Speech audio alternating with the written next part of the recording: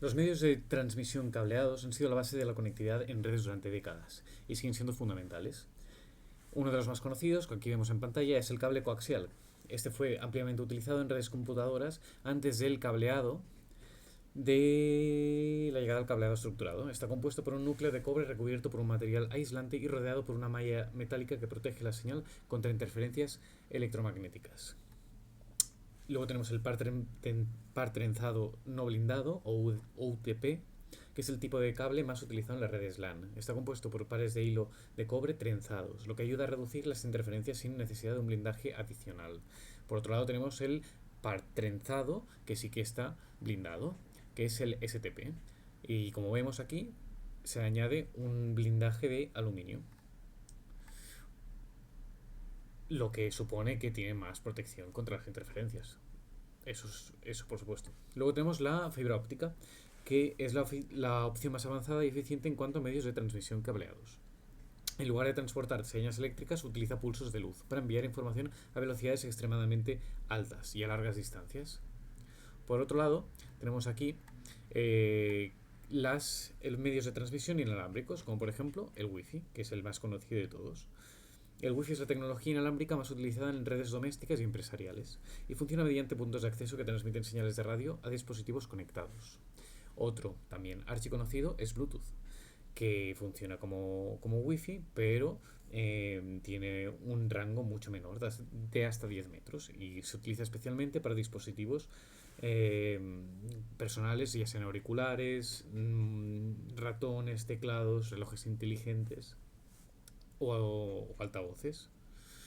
Por otro lado, también tenemos el WiMAX, que es la tecnología que permite instalar conexión a Internet en áreas donde no llega. Además, a una velocidad y una eficiencia comparables a las de la fibra óptica. Por otro lado tenemos el Zigbee, que es una tecnología inalámbrica diseñada para dispositivos de bajo consumo como sensores y dispositivos de automatización del hogar, y se utiliza en sistemas de iluminación inteligente, termostatos y redes de monitoreo industrial. Para que la transmisión de datos sea eficiente es importante conocer los factores físicos que pueden afectar a la calidad de la señal. Por ejemplo, tenemos las interferencias electromagnéticas, o EMI, que ocurren cuando una fuente externa genera señales que afectan a la transmisión de datos. Esto es especialmente problemático para cables que hemos visto que no estaban protegidos, como los UTP. Luego tenemos la atenuación, que es la pérdida de intensidad de la señal a medida que la información viaja por un medio de transmisión. Este fenómeno es más evidente en cables de cobre, donde la resistencia eléctrica provoca una degradación progresiva en la señal. Por otro lado tenemos el crosstalk o diafonía, que es una interferencia entre cables cercanos dentro de un mismo cableado. Esto ocurre cuando las señales en un par de hilos afectan a otro par dentro del mismo cable, como hemos visto en los cables UTP.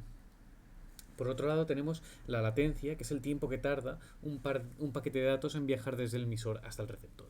Este retraso puede deberse a varios factores, como la distancia, la congestión de la red o la velocidad del medio de transmisión.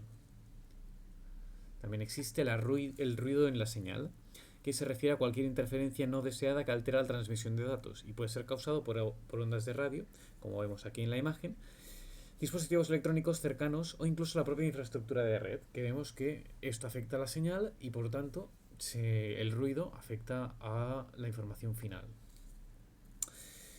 Y por supuesto afectan las condicionantes ambientales, como puede ser la temperatura, la humedad, las tormentas eléctricas, etcétera. Bien, para que los dispositivos de una red puedan comunicarse correctamente se utilizan diferentes tipos de cables según su propósito. Cada uno tiene una función específica, por lo que es fundamental conocer cuándo y cómo usarlos. Por ejemplo, aquí vemos el cable directo y el cable cruzado. La diferencia entre ellos es que el cable directo es el tipo más común y se utiliza para conectar dispositivos diferentes dentro de una red. Por ejemplo, se utiliza para conectar un ordenador a un switch o a un router. En cambio, el cable cruzado se utiliza para conectar dos dispositivos similares directamente, sin la necesidad de un switch o un hub. Por ejemplo, se utiliza para conectar computadoras entre sí o dos switches sin un puerto de interconexión especial. Por otro lado, tenemos el cable de consola, que aquí está, que sirve para, eh, para configurar, digamos, los switches, routers ya de una forma directa. Es decir, tú lo conectas y puedes acceder a la interfaz de comandos del dispositivo, ¿eh? Y de esta forma más rápida puedes configurarlo y diagnosticar sin la necesidad de una conexión a la red. Para que las redes funcionen correctamente se requiere el uso de varios dispositivos especializados. Estos dispositivos facilitan la comunicación entre los equipos y permiten gestionar la conexión de forma eficiente. Por ejemplo, el switch es un dispositivo clave, como vemos aquí, que en las redes locales. Su función es interconectar computadoras, impresoras y otros dispositivos permitiendo la transferencia de datos de manera eficiente. Por otro lado tenemos también el router, que es el dispositivo encargado de conectar directamente las redes entre sí. Y sobre todo fundamental para acceder a Internet, ya que permite la comunicación entre una red local y la red global de Internet. Además gestiona la conexión, es decir, que puede asignar direcciones IP a los dispositivos mediante DHCP o el asignador dinámico de direcciones. Por otro lado tenemos los puntos de accesos inalámbricos que sirven para ampliar la cobertura Wi-Fi en una red. Son utilizados en oficinas, hogares, etc. Y funcionan recibiendo una señal de un router o switch y retransmitiéndola a los dispositivos cercanos y facilitando la movilidad dentro de la red. Por otro lado, es necesario conocer qué son las tarjetas de interfaz de red o NICs. Tenemos básicamente son esenciales para que los dispositivos puedan acceder a la red, comunicarse en una red.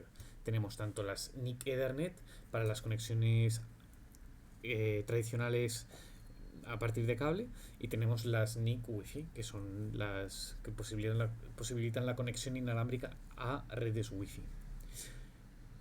Además tenemos los modems, que es el dispositivo que permite la conexión a Internet mediante una línea telefónica, fibra óptica o cable coaxial.